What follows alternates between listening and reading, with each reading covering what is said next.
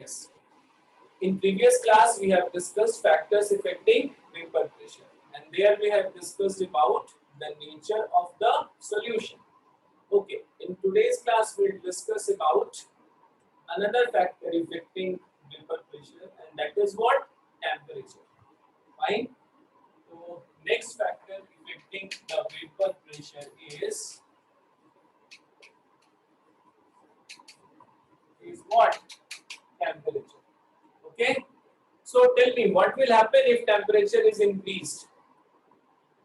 What will happen? Vapor pressure also increases. अगर temperature increase होगा तो what will happen? Kinetic energy of the molecules will increase, and when kinetic energy of the molecule will increase, definitely speed of the molecule will also increase, and force of attraction between the molecules will what? Decrease. And when force of attraction between the molecules will decrease, definitely vapor pressure will, tell me, when force of attraction between the molecules will decrease, vapor pressure will increase. Yes. तो overall हम लोगों ने सीखा कि अगर temperature increase करते हैं तो क्या होता है? मॉलिक्यूल्स की काइनेटिक एनर्जी इंक्रीज होगी. मॉलिक्यूल्स की काइनेटिक एनर्जी इंक्रीज होगी, डेफिनेटली स्पीड इंक्रीज होगा. स्पीड इंक्रीज होगा तो फोर्स ऑफ अट्रैक्शन डिक्रीज होगा, और फोर्स ऑफ अट्रैक्शन डिक्रीज होगा तो वेपर प्रेशर इंक्रीज होगा. अंडरस्टूड? Yes, sir. यस. तो चलो लिख लो, on increasing temperature, on increasing temperature, kinetic energy of molecules increases. On increasing temperature, kinetic energy of molecules, yeah, increases. On increasing temperature, kinetic energy of molecules increases. Due to which attraction between the molecules, you know, due to which attraction between the molecules decreases, due to which attraction between the molecules decreases, and vapor pressure low, and vapor pressure increases. Any problem in understanding? No, sir. यहाँ तक समझने में कहीं कोई दिक्कत है? Okay. अब vapour pressure का टेम्परेचर के साथ क्वांटिटेटिव रिलेशन क्या है? अलग अलग टेम्परेचर पे वेपर प्रेशर की वैल्यू क्या होगी अलग अलग. This was suggested by Clausius Clapeyron equation. देखो, Clausius Clapeyron equation, Clausius C-L-A-U-S-I-U-S, Clausius Clapeyron C-L-A-P-R-E-Y-O-N, Clausius Clapeyron equation. कुछ स्टूडेंट अभी भी एडमिट हो रहे हैं बट पता नहीं.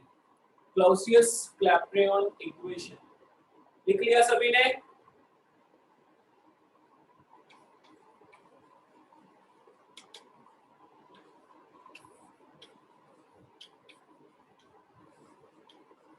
क्लाउसियस-क्लैपेरॉन इक्वेशन, ठीक है. क्लाउसियस-क्लैपेरॉन इक्वेशन क्या है? Simply it is D ln Vp. Vp क्या है यहाँ पे बताओ? Vapour pressure upon what? dt. T क्या है यहाँ पर बताओ? Temperature. Are you getting this? D ln Vp upon dt is equal to, this is delta H vaporization. Delta H बोलो, vaporization upon RT का square. Delta H vaporisation upon RT का square. D ln Vp upon dt का मतलब समझ रहे हो ना? Yes? अरे बताओ, are you understanding the meaning of this D ln Vp upon dt? ln Vp का तो मतलब समझ रहे हो ना कि ये लॉग है और इसका बेस क्या है? लो, ये लॉग है, इसका बेस क्या है? E है. यस. तो यहाँ पर सिंपली वेपर प्रेशर का change with respect to change in temperature. This is change in vapour pressure with respect to what? Change in temperature. अब इस इक्वेशन को जरा सॉल्व करो और सॉल्व करके वेपर प्रेशर कनेक्ट करने की कोशिश करो, निकालने की कोशिश करो. क्या करोगे बताओ? This is D L N V P. Integrate करेंगे dt को उधर ले जाओ। इंटीग्रेट करना पड़ेगा delta H vaporisation upon RT का स्क्वायर। क्या करेंगे आप?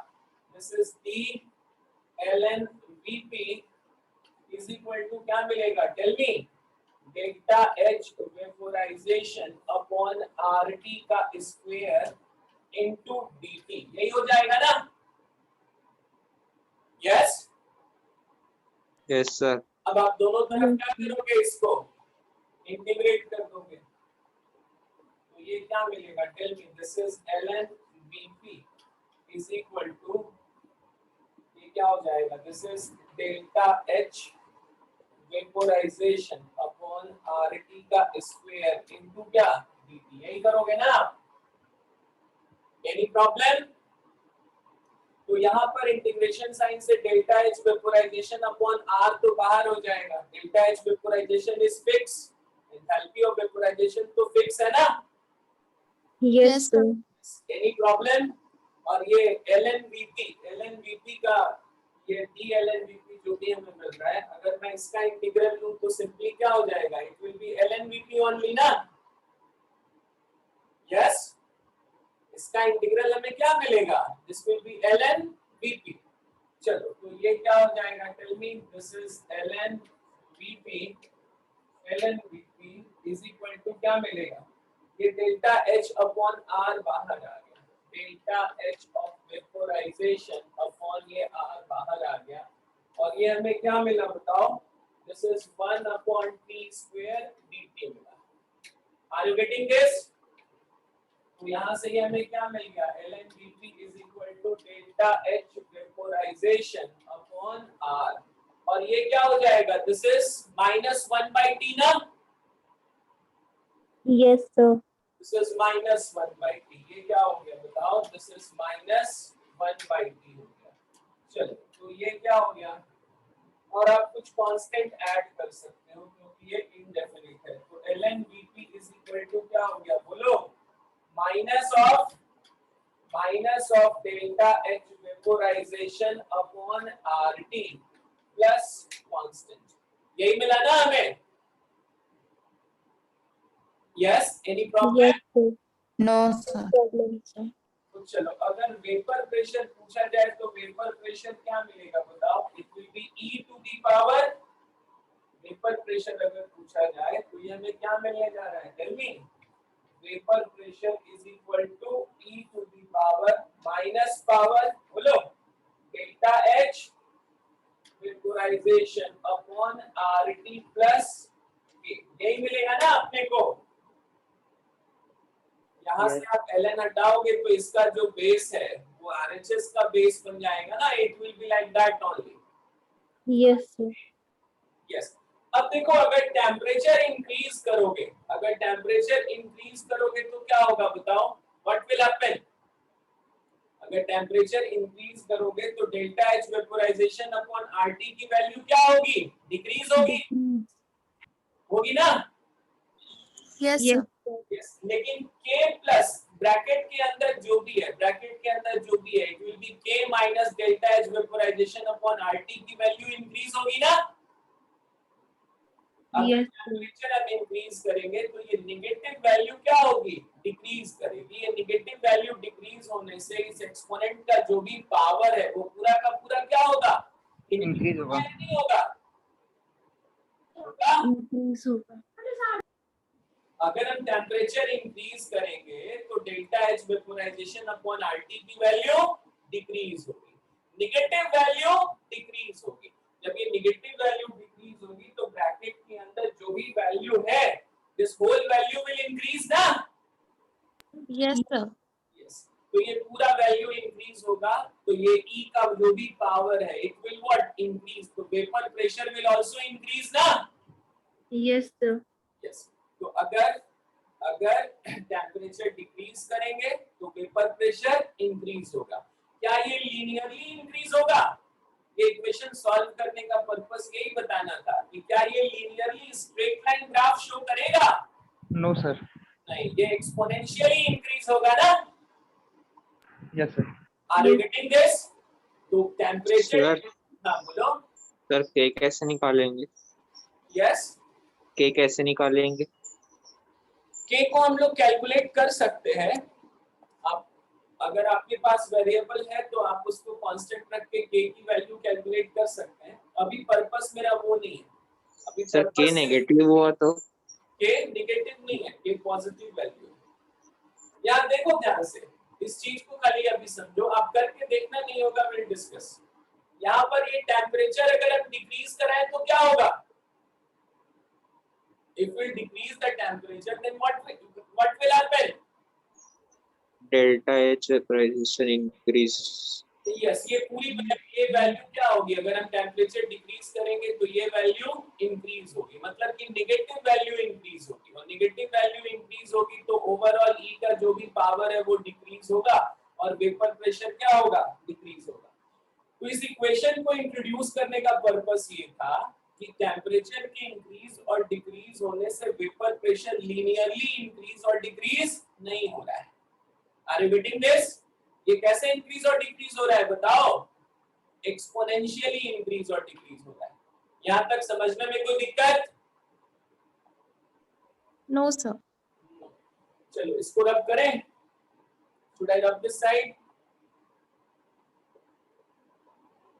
तो अगर मैं तुम्हें वेपर प्रेशर वर्सेस टेम्परेचर का ग्राफ प्लॉट कर दे दूं, वेपर प्रेशर वर्सेस टेम्परेचर का ग्राफ प्लॉट कर दे दूं, वेपर प्रेशर वर्सेस टेम्परेचर का ग्राफ, तो ग्राफ कैसे प्लॉट करोगे?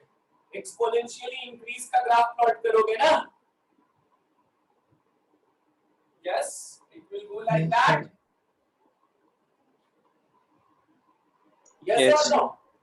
स्ट्रेट लाइन तो नहीं होगा, हमें कर्व मिलेगा जिसमें वो एक्सपोनेंशियली क्या हो रहा है? इंक्रीज हो रहा है। Any problem in understanding? Yes बोलो। No sir. चलो तो इसको रब करें ग्राफ को। लिख लिया सभी ने? Yes, sir. चलो अब इस इक्वेशन पे फिर से जरा वापस आ जाओ, इस इक्वेशन पे फिर से वापस आ जाओ। ln Vp is equal to इतना है, तो हम लोग इसको क्या लिख सकते हैं? Tell me. It is ln Vp is equal to minus of delta H vaporisation upon RT, और ये प्लस क्या हो गया? K हो गया। तो यहाँ पर से Vp इज इक्वल टू क्या मिलेगा बताओ? Minus of delta H vaporisation, और ये 2 पॉइंट, इसको मैं ln Vp है, इसको अगर मैं log बेस e से log बेस 10 में कन्वर्ट करूं तो इसको क्या लिख सकता हूं बोलो? 2.303 log ऑफ वेपर प्रेशर लिख सकता हूं ना? ln Vp को log बेस 10 में कन्वर्ट करूं, अभी log बेस e था, अभी log बेस कितना हो गया? 10, तो मैं इसको 2.303 log वेपर प्रेशर लिख सकता हूं ना? इक्वल टू क्या होगा? Minus of delta H vaporisation upon RT plus K, होगा या नहीं होगा? Any problem in understanding? No, sir. No. तो यहाँ पर से अगर देखो तो यहाँ पर से तुम्हें क्या मिलेगा बताओ? log Vp is equal to, tell me, minus of delta H vaporisation upon क्या हो जाएगा? इट विल बी 2.303 RT हो जाएगा ना? या फिर आप एक काम कर सकते हो कि चलो ये 2.303 RT और प्लस ये K dash, this will be a constant, हमें यही मिलेगा ना? Any problem? सर के डैश क्यों लिखे? के K डैश इसलिए लिखा क्योंकि K अपॉन 2.303 एक नया कांस्टेंट हो गया, इसलिए उसको K डैश लिख दिया। इसको 2.303 से डिवाइड करोगे ना, तो K को भी Yes, sir. 2.303 से डिवाइड करोगे, वो एक नया कांस्टेंट हो गया, that is what? K dash. Any problem? No sir. No. अब मान लो टेम्परेचर T1 पे वेपर प्रेशर क्या है? Vp1 है, और टेम्परेचर T2 पे वेपर प्रेशर क्या है? Vp2 है, तो हमें दो इक्वेशंस मिलेंगे ना? Yes, sir. अगर टेम्परेचर T1 पे वेपर प्रेशर Vp1 है और टेम्परेचर T2 पे वेपर प्रेशर Vp2 है, तो हमें दो अलग अलग इक्वेशंस मिलेंगे ना? यस और नो? Yes, sir. यस। चलो मुझे पहले ये बताओ कि अगर मैं यहाँ पे ग्राफ प्लॉट करूं, किसके किसके बीच का graph? It is log of vapour pressure और वर्सेस 1/T का graph. Log of vapour pressure versus 1/T का ग्राफ। तो ये ग्राफ कैसा होगा ये बताओ। Log of vapour straight line with negative slope sir. Yes, negative slope के साथ आएगा ना? और इसका स्लोप हमें क्या मिलेगा? Minus of delta H upon R मिलेगा ना? Minus of delta H upon 2.303 R मिलेगा। यही इसका स्लोप होगा ना? Yes, sir. ग्राफ हमें कैसा मिलेगा? ऐसा ही मिलेगा। ये एंगल थीटा है और tan थीटा कितना होगा बताओ? This is minus of delta H upon 2.303 R होगा। Are you getting this? ये समझा या नहीं समझा? This is a straight line equation जिसमें स्लोप नेगेटिव है। ये स्ट्रेट लाइन इक्वेशन है जिसमें स्लोप क्या है? नेगेटिव है ना? What is the slope here? Minus of delta H upon 2.303 R. यहां तक समझने में कोई दिक्कत? No sir. नो। अब यहां पर देखो, अगर मैं बोलूं कि टेम्परेचर T1 पे वेपर प्रेशर Vp1 है और टेम्परेचर T2 पे वेपर प्रेशर Vp2 है, तो हमें दो अलग अलग इक्वेशंस दो अलग अलग टेम्परेचर पे मिलेंगे ना? Are you getting this?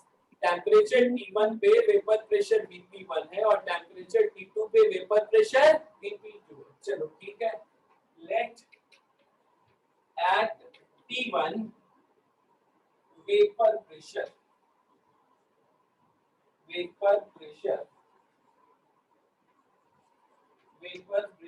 is Vp1 और at T2 vapour pressure is Vp2। Vapour pressure क्या हो गया? Vp2 हो गया। ठीक है, चलो तो यहाँ पर क्या लिख सकते हो? दो इक्वेशन जल्दी बताओ। पहला इक्वेशन क्या हो जाएगा बोलो? It will B log of Vp1 is equal to minus of delta H upon 2.303 R T1 और प्लस K डैश। यही मिलेगा ना अपने को? और दूसरा इक्वेशन क्या मिलेगा बताओ? log of Vp2 is equal to minus of delta H upon 2.303 R T2 और प्लस K डैश। यही मिलेगा ना अपने को? यस? Yes, sir. अब सेकंड वाले में से फर्स्ट वाले को सब्सट्रैक्ट कर दो। फ्रॉम सेकंड माइनस फर्स्ट, ये क्या हो जाएगा बताओ? log of Vp2 minus log of बोलो Vp1 इज इक्वल टू क्या मिलेगा तुम्हें बोलो? Minus of delta H upon 2.303 R और ये क्या? T2 right plus K dash. और इधर क्या होगा बोलो? माइनस माइनस प्लस हो जाएगा। डेल्टा H अपॉन 2.303 R और ये क्या? T1 माइनस K डैश होगा। तो ये और ये क्या हो जाएगा? कैंसिल आउट हो जाएगा ना? अंडरस्टूड? Yes, sir. यहां तक समझने में कोई दिक्कत? हमने सिंपली ये बोला कि अगर T1 टेम्परेचर पे वेपर प्रेशर Vp1 है और T2 टेम्परेचर पे वेपर प्रेशर Vp2 है, तो हमें दो अलग अलग इक्वेशन मिलेगा ना? T1 टेम्परेचर लिया तो यहाँ पे वेपर प्रेशर Vp1 और T2 टेम्परेचर लिया तो वेपर प्रेशर क्या मिला हमें? Vp2 मिला ना?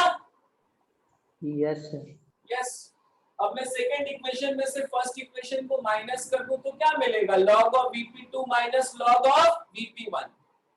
LHS का हो गया। अब RHS का क्या होगा? Minus of delta H upon 2.303 R T2 plus K dash minus minus minus क्या हो जाएगा? Plus delta H upon 2.303 R T1 और माइनस K1 हो जाएगा, तो ये K1 ये जो भी था वो K डैश कैंसिल हो गया। Any problem?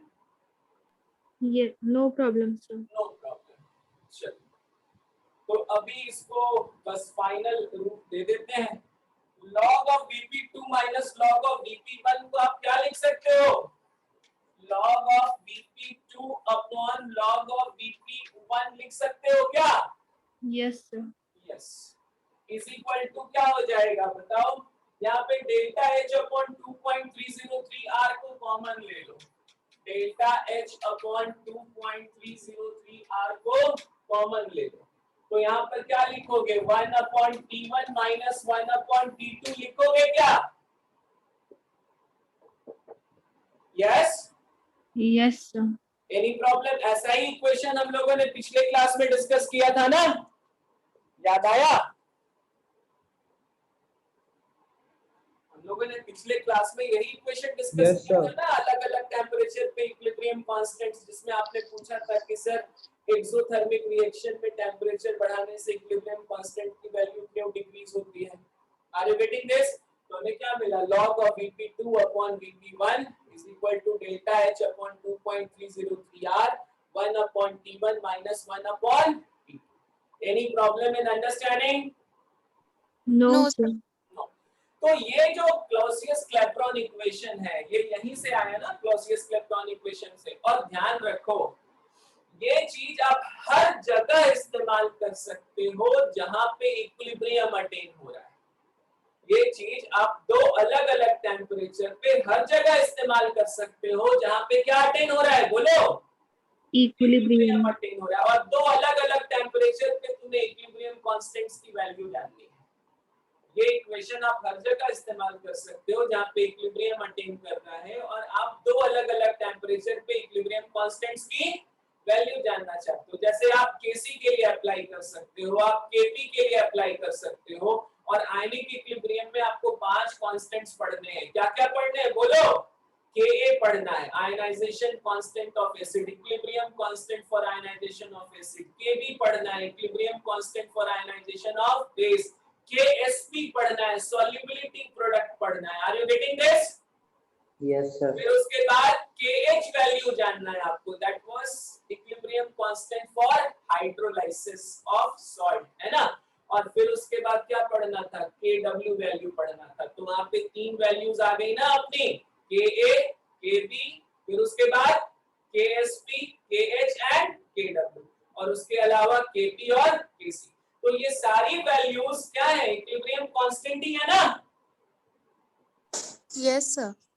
तो ये सारी वैल्यूज इक्विलिब्रियम कांस्टेंट है, और दो अलग अलग टेम्परेचर पे हमें उनकी वैल्यू जाननी है, तो हम सीधे वो क्लॉसियस-क्लैपेरॉन इक्वेशन इस्तेमाल कर सकते हैं। आ गई बात समझ? जैसे हम लोगों ने इक्विलिब्रियम कांस्टेंट के लिए क्या वैल्यू डिफाइन किया बताओ? log of K2 upon K1 is equal to delta H upon 2.303 R 1 upon T1 minus 1 upon T2। Vapour pressure भी इक्विलिब्रियम कांस्टेंट ही है, याद रखना। इसलिए वेपर प्रेशर की वैल्यू केवल और केवल किसके ऊपर डिपेंड कर रही थी? बोलो, वेपर प्रेशर की वैल्यू केवल और केवल किसके ऊपर डिपेंड कर रहा था? Nature of nature of solution, और नेचर ऑफ दूसरा सॉल्यूशन। टेम्परेचर के ऊपर। Okay sir. सरफेस एरिया के ऊपर डिपेंड कर रहा था क्या? ये कंटेनर के वॉल्यूम के ऊपर डिपेंड कर रहा था, राइट ना। ये किसी चीज के ऊपर डिपेंड नहीं कर रहा था ना। क्या ये अमाउंट ऑफ सॉल्यूशन के ऊपर डिपेंड कर रहा था? क्या ये अमाउंट ऑफ सॉल्यूशन के ऊपर डिपेंड कर रहा था? नहीं। क्या ये सरफेस एरिया के ऊपर डिपेंड कर रहा था? नहीं। क्या ये कंटेनर के वॉल्यूम के ऊपर डिपेंड कर रहा था? नहीं। किसके ऊपर डिपेंड कर रहा था? केवल टेम्परेचर और nature of Nature of solution. Are you getting this? ये समझा आपको? Yes, sir. ये फॉर्मूला आप हर जगह अप्लाई कर सकते हैं जहां पे इक्विलिब्रियम अटेन होता है, और आपको दो अलग अलग टेम्परेचर्स T1 और T2 पे उसकी वैल्यू जाननी है। Any problem in understanding? No, sir. तो चलो लिख लिया ये सब कुछ आपने? Yes, sir, लिख ली। यस, तो लिखो all the things which are related with equilibrium, all the things which are related with equilibrium, all the things which are related with equilibrium, their values at two different temperatures. All the things which are related with equilibrium, their values at two different temperatures. Their values at below two different temperatures can be compared by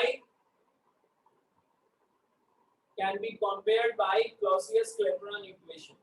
Can be compared by Clausius-Clapeyron equation. Understood? For example, लिख लो अभी जो पढ़ा. For example, Kc, Kp, vapour pressure की बात ही हम कब करेंगे बताओ? जब इक्विलिब्रियम का सिचुएशन होगा तभी ना.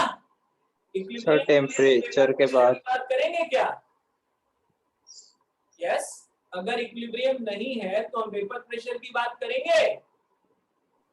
No sir. नहीं करेंगे. तो it is Kc, Kp, vapour pressure. फिर उसके बाद आयनिक इक्विलिब्रियम के 5 कांस्टेंट्स कौन-कौन है? Ka, Kb, फिर उसके बाद Ksp सॉल्युबिलिटी प्रोडक्ट, फिर उसके बाद Kh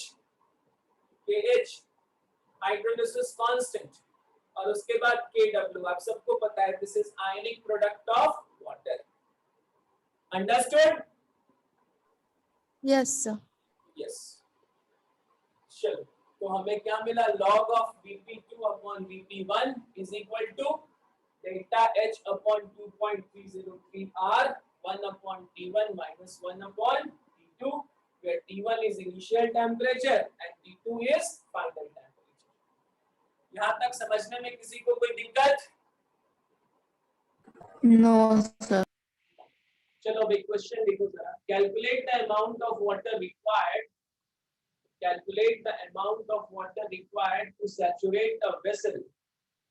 Calculate the amount of water required to saturate a vessel of volume 82 liter. Water vapor कर देना. Calculate the amount of water vapor. Calculate the amount of water vapor required to saturate a vessel. To saturate a vessel of volume 82 liter at 300 Kelvin. 82 liter at 300 Kelvin. Understood? P0 H2O दिया हुआ. P0 H2O is 380 torr. P0 H2O is 380 torr at 300 Kelvin. 300 Kelvin पे P0 H2O कितना given है? बोलो. बोलो. 300 Kelvin पे P0 H2O की value कितनी दी गई? 380 torr. 380 torr मत करो, खाली 38 torr. कैलकुलेशन थोड़ा मुश्किल हो जाएगा. Make it only 38 torr. जल्दी बताओ. Yes. Calculate the amount of water required to saturate a vessel of volume 80 liter at 300 Kelvin and P0 H2O is equal to 38 torr at 300 Kelvin. Vapour pressure 38 torr है. इसका मतलब क्या हुआ बताओ? Vapour pressure किसकी value थी? Pmax की maximum value थी ना. मतलब पार्शियल प्रेशर की मैक्सिमम वैल्यू है ना वेपर प्रेशर. लोगों ने डिस्कस किया था कि पार्शियल प्रेशर की जो मैक्सिमम वैल्यू है वो कौन सा है? वेपर प्रेशर है ना. उसकी बियॉन्ड फिर पार्शियल प्रेशर का कोई इंक्रीमेंट नहीं होगा. उसके बियॉन्ड अगर पार्शियल प्रेशर होगा भी तो फिर लिक्विड वापस कंडेंस हो जाएगा. सीखा था ना हम लोगों ने. तो ये डिस्कशन किया था ना. पार्शियल प्रेशर की मैक्सिमम वैल्यू क्या होती है? Vapour pressure. वेपर प्रेशर होती है. राइट ना. तो यहाँ पर तुम्हें वेपर प्रेशर की वैल्यू दी गई है ना. कितना है वेपर प्रेशर का वैल्यू बताओ? 38 torr. तो ये 38 torr जो हमें मिल रहा है ये वाटर वेपर का मैक्सिमम पार्शियल प्रेशर है ना 300 केल्विन पे. Are you getting this? Yes sir. ये वाटर वेपर का मैक्सिमम पार्शियल प्रेशर है 300 केल्विन. देखो वेपर प्रेशर कितना मिला हमें? Vapour pressure is equal to 38 torr मिला इसको हम लोग क्या लिख सकते हैं 38/760 एटीएम लिख सकते हैं ना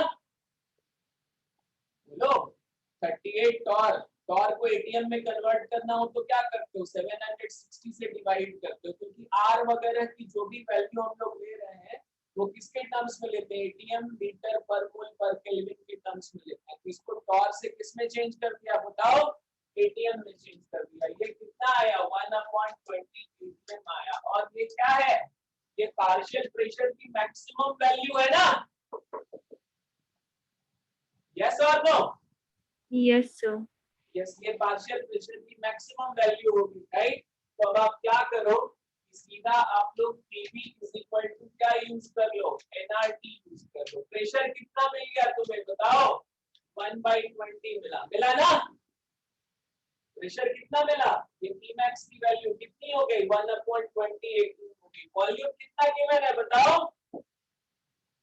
What is the volume given to you? 82 liter. Number of mole हमें पता नहीं है कि कितना सैचुरेट होने के लिए चाहिए कितना मोल वाटर वेपर सैचुरेट होने के लिए चाहिए वो हमें पता नहीं है ये क्या हो गया 0.082 हो गया और टेम्परेचर कितना केल्विन हो गया 300 चलो तो जल्दी से बता दो n की वैल्यू क्या आ गई यस इसको हम लोग क्या कर सकते हैं इसको 1000 से लिख सकते हैं राइट ना तो n इज इक्वल टू क्या हो गया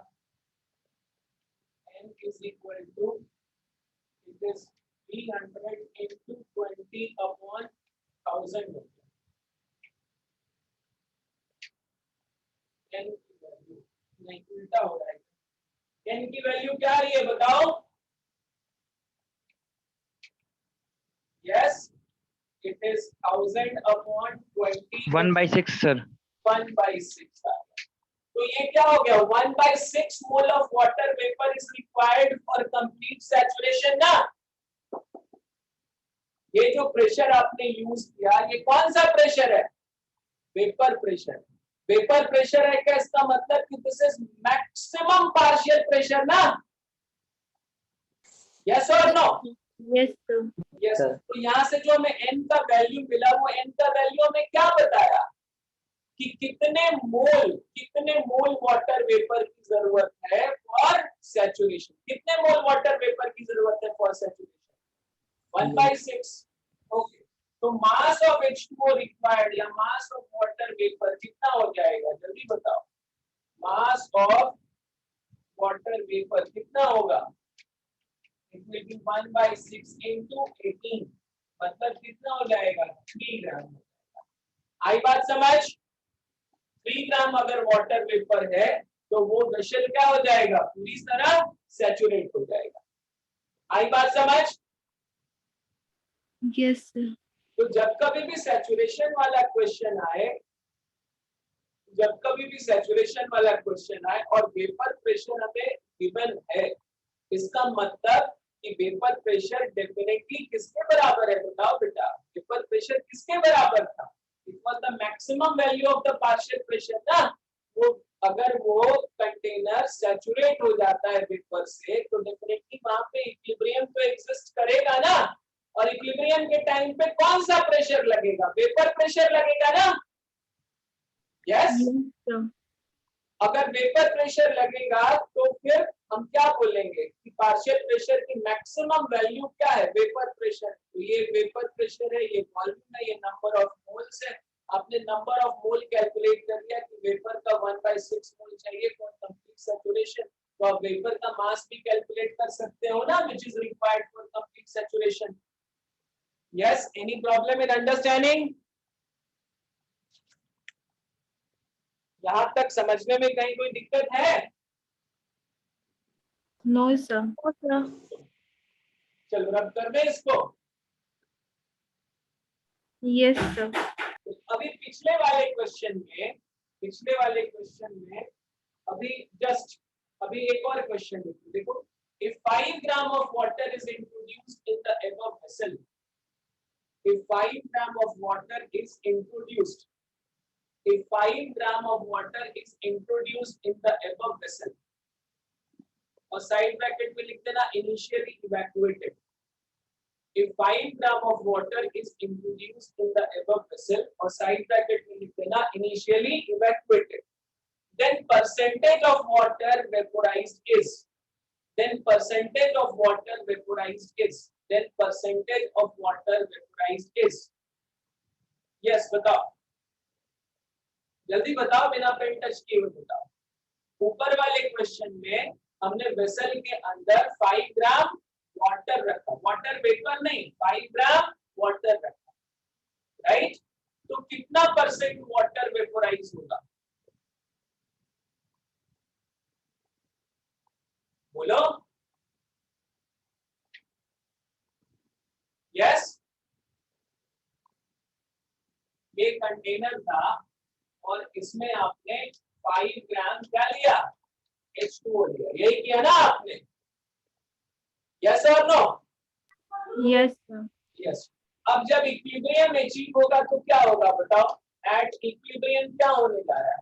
जब इक्विलिब्रियम अचीव होगा तो क्या होगा? जल्दी बताओ। इक्विलिब्रियम अचीव होगा तो ये सैचुरेट होगा ना? इक्विलिब्रियम अचीव होगा तो ये सैचुरेट होगा ना? Yes, sir. अच्छा, और उस टाइम पे जब सैचुरेट हुआ था तो बताओ क्या हुआ था? 3 gram water vapour was required, 3 gram water vapour was required, 3 gram vapour. यहाँ पर क्या प्रेजेंट था? 3 ग्राम वेपर प्रेजेंट था, और यहाँ पर क्या प्रेजेंट रहेगा? 2 ग्राम वाटर प्रेजेंट रहेगा, और यहाँ पर ये इक्विलिब्रियम एग्जिस्ट करेगा। ऐसा ही होगा ना? बोलो। Yes, sir. Yes, तो sir. आपने पिछले क्वेश्चन में देखा कि इस कंटेनर को सैचुरेट करने के लिए 3 ग्राम वेपर की जरूरत, तो 5 ग्राम वाटर में से 3 ग्राम क्या हो जाएगा? Vaporise, right? 5 ग्राम में से 3 ग्राम वेपोराइज हो गया। अब ये इक्विलिब्रियम एग्जिस्ट करने लगा, तो अब क्या वाटर के अमाउंट में कोई चेंज आएगा? एक बार इक्विलिब्रियम एग्जिस्ट होने लगा तो क्या वाटर के अमाउंट में अब कोई फर्दर चेंज आएगा? No, sir. नहीं आएगा। मतलब कि हम 5 ग्राम वाटर लेंगे तो मैक्सिमम 3 ग्राम का ही वेपोराइजेशन होगा ना? ये 2 ग्राम का फर्दर कोई वेपोराइजेशन होगा क्या? No, sir. यस। तो कितना परसेंट वाटर वेपोराइज हुआ? 5 ग्राम लिया, उसमें से 3 ग्राम वेपोराइज हुआ, तो कितना परसेंट वाटर वेपोराइज हुआ? 3/5 into 100 ना? 60%. यस, 60% वेपोराइजेशन हुआ। तो percentage of water vaporised, percentage of water vaporised, percentage of water vaporised. कितना ग्राम वाटर वेपोराइज हुआ बताओ? 3 ग्राम। और तुमने इनिशियली लिया कितना था? 5 ग्राम into 100, मतलब कितना परसेंट वेपोराइजेशन हुआ? 60% वेपोराइजेशन हुआ। ये बात आ गई समझ? Yes, sir. यहाँ पे समझा? पहला वाला क्वेश्चन समझा बेटा? पहला वाला क्वेश्चन क्या था कि हमें कंटेनर का वॉल्यूम दिया है, टेम्परेचर दिया है, और लिक्विड का वेपर प्रेशर दिया हुआ है। पूछा जा रहा है कि वेपर का कितना मास ले कि ये कंटेनर सैचुरेट हो जाए, राइट? जब वो कंटेनर सैचुरेट हो जाएगा तो उसमें इक्विलिब्रियम एग्जिस्ट करेगा या नहीं करेगा? करेगा ना? इक्विलिब्रियम एग्जिस्ट करेगा तो वहां पे जो पार्शियल प्रेशर होगा, कंटेनर के अंदर का जो प्रेशर होगा, कंटेनर के अंदर जो वेपर का प्रेशर होगा, राइट ना, जिसको कि हम लोग पार्शियल प्रेशर बोल रहे हैं इक्विलिब्रियम एग्जिस्ट होने से पहले तक, राइट, वो किसके बराबर हो जाएगा? वेपर प्रेशर के बराबर हो जाएगा ना? Yes, sir. तुम्हें कंटेनर के अंदर का प्रेशर पता चल गया जो इनडायरेक्टली तुम्हें दिया हुआ है वेपर प्रेशर के टर्म्स में, राइट? तुम्हें कंटेनर का वॉल्यूम पता है, टेम्परेचर पता है, तो हम वहां पर से number of moles of water vapour निकाल सकते हैं ना? Number of moles of water vapour से हम लोग मास ऑफ वाटर निकाल सकते हैं।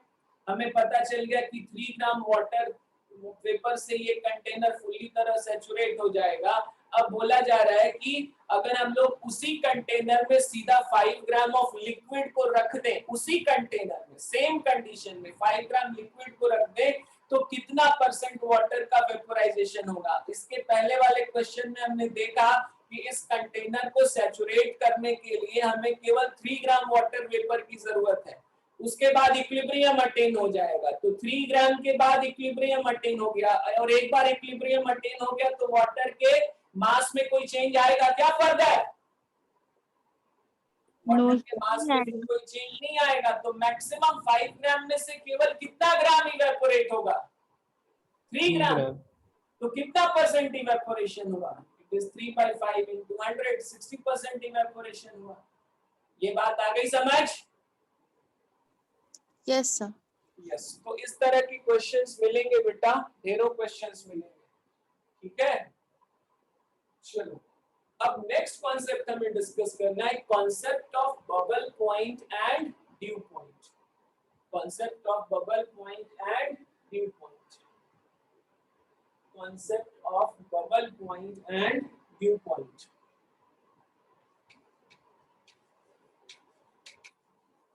Concept of bubble point and बोलो concept of bubble point and dew point, दो अलग अलग चीजें। एक क्या है बबल पॉइंट और दूसरा क्या है? बोलो व्यू पॉइंट। Due point. चलो पहले हम लोग डिस्कस करते हैं bubble point. It is bubble point. किसको बोलते हैं बबल पॉइंट? बताओ, बबल पॉइंट किसको बोलते हैं? ऐसा पॉइंट जिसपे हमें फर्स्ट ड्रॉप ऑफ वेपर मिले। ऐसा पॉइंट जिसपे हमें क्या मिले? वेपर का फर्स्ट ड्रॉप मिले, मतलब कि इवेपोरेशन जस्ट शुरू। Are you getting this? ऐसा पॉइंट जिसपे हमें वेपर का पहला ड्रॉप मिले, उसको हम लोग क्या बोलेंगे? Bubble point. पॉइंट। लिखो point at which first drop of vapor form. Point at which first drop of vapor form. Point at which first drop of vapor form. ठीक है, point at which first drop of vapor form.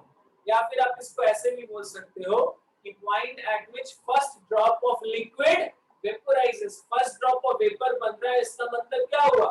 First drop of liquid vaporises, है ना। लिख लो और point at which first drop of liquid vaporises, और point at which first drop of liquid vaporises. तो bubble point क्या है बताओ बेटा? What is bubble point? Point at which first drop of bubble form और point at which first drop of liquid vaporizes. Any problem? तो bubble point पे कौन major होगा बताओ? अभी तो लिक्विड का वेपोराइजेशन जस्ट शुरू हुआ है ना, पहला ड्रॉप वेपर का बना है, पहला ड्रॉप वेपर का बना है, मतलब कि पहला ड्रॉप लिक्विड का वेपोराइज हुआ है। तो यहाँ पर मेजर कौन है? लिक्विड या वेपर? लिक्विड। लिक्विड मेजर है। और वेपर यहाँ पर क्या है बताओ? वेपर माइनर है। वेपर यहाँ पर क्या है? नेग्लिजिबल है, उसका सिर्फ एक ड्रॉप बना है। Are you getting this? Is it clear? Yes. देखो at bubble point liquid is major. At bubble point liquid is major while liquid is measured, while vapor is negligible. While vapor is negligible, जबकि vapour क्या है बताओ? Negligible. Any problem in understanding? Is it clear? Yes sir. Yes. दूसरा concept क्या है बताओ? It is dew point. दूसरा concept क्या है बताओ? It is dew point. Dew point. Right ना? तो इसको हम लोग क्या बोलेंगे? This is point at which last drop of liquid vaporises. Liquid का लास्ट ड्रॉप जब वेपोराइज हो जाए, लिक्विड का लास्ट ड्रॉप वेपोराइज हो जाए, ये बात आप समझ रहे हो? मतलब कि पूरा का पूरा लिक्विड क्या हो गया? पूरा का पूरा लिक्विड क्या हो गया बताओ? वेपोराइज हो गया। मतलब कि उस पॉइंट के बाद हमें केवल और केवल क्या मिलेगा? वेपर ही मिलेगा। हमें कोई लिक्विड मिलेगा क्या? ड्यू पॉइंट के बाद, ड्यू पॉइंट के बाद, आफ्टर ड्यू पॉइंट पूरा का पूरा लिक्विड क्या हो जाएगा? वेपोराइज। हमें केवल और केवल वेपर ही मिलेगा। हमें कोई लिक्विड मिलेगा क्या? नहीं, No, sir. यस, तो ड्यू पॉइंट में लिखो point at which last drop of liquid vaporise, point at which last drop of liquid vaporise, जिस पॉइंट पे लास्ट ड्रॉप ऑफ लिक्विड क्या हो जाए, वेपोराइज हो जाए। Understood? Is it clear? Yes, sir. Yes, लिखो और the point at which first drop of vapour condense, or the point at which first drop of vapor condense, or the point at which first drop of vapor condense। तो यहाँ पर बताओ क्या होगा, कौन major होगा और कौन माइनर होगा? Vapor will be major and liquid will be what? Minor, that is negligible। लिख लो at due point, लिख लो at due point vapor is major and liquid is what? Minor, negligible। ठीक है, अब यहाँ पर इस चीज को समझने की कोशिश करो। देखो ये क्या है, लिक्विड है और ये क्या है, वेपर। ये लिक्विड और वेपर का equilibrium, this is the equilibrium between what, liquid and vapour. यहाँ पे लिक्विड फेज और वेपर फेज के बीच में क्या है, बोलो, इक्विलिब्रियम है। तो ये लिक्विड फेज और वेपर फेज का इक्विलिब्रियम कहां से कहां तक होगा? यहाँ पे अगर मैं time t is equal to 0 पे देखूं तो केवल लिक्विड है, कोई भी वेपर है क्या यहाँ पे? No, sir. नो, तो वो पॉइंट कौन सा पॉइंट होगा? Bubble point. अच्छा, अब लिक्विड पूरा का पूरा मान लो वेपोराइज हो रहा है, हम कंडीशंस अप्लाई कर रहे हैं, लिक्विड को पूरा का पूरा वेपोराइज करते हैं, तो यहाँ पर पूरा का पूरा वो वेपर में कन्वर्ट हो गया। Are you getting this? ये समझ में आया? वो पूरा किसमें कन्वर्ट हो गया बताओ? वेपर में कन्वर्ट हो गया। तो यहाँ पर वेपर फेज क्या हो गया, माइनर, और लिक्विड क्या हो गया, नेग्लिजिबल। तो यहाँ पर कौन सा पॉइंट होगा? Due point. Due point. तो ये जो इक्विलिब्रियम में एग्जिस्ट करेगा ना, ये जो इक्विलिब्रियम में एग्जिस्ट करेगा, ये कहां से कहां तक एग्जिस्ट करेगा? बबल पॉइंट से लेकर ड्यू पॉइंट तक।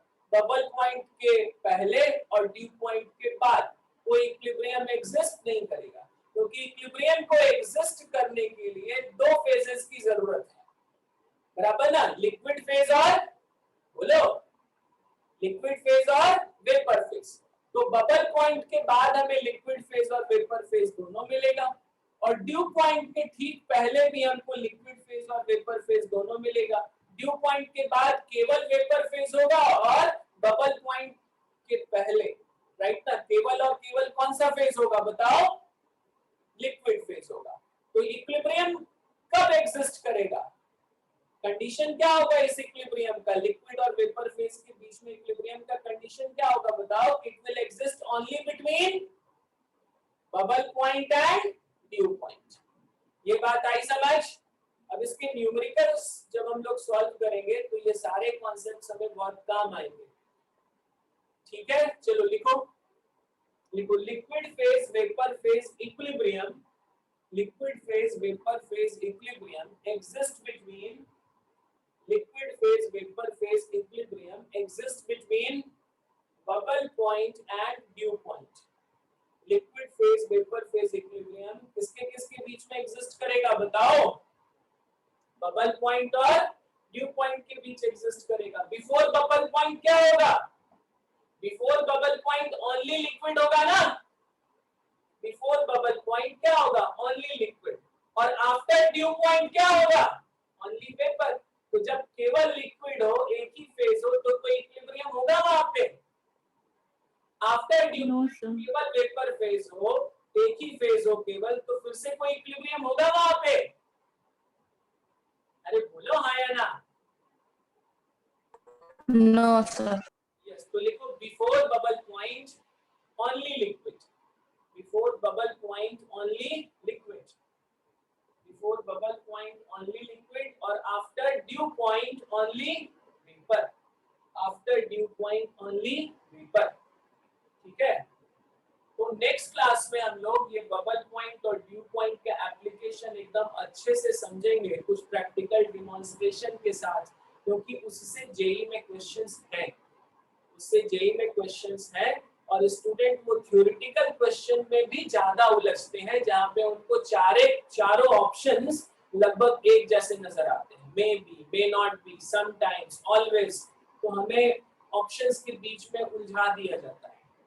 उसके लिए थ्योरेटिकल कॉन्सेप्ट्स भी अच्छे से क्लियर कर लेना। तो नेक्स्ट क्लास में हम लोग ये बबल पॉइंट और ड्यू पॉइंट के एप्लीकेशन के पीछे थोड़ा और काम करेंगे, उसका न्यूमेरिकल अप्रोच भी डिस्कस करेंगे।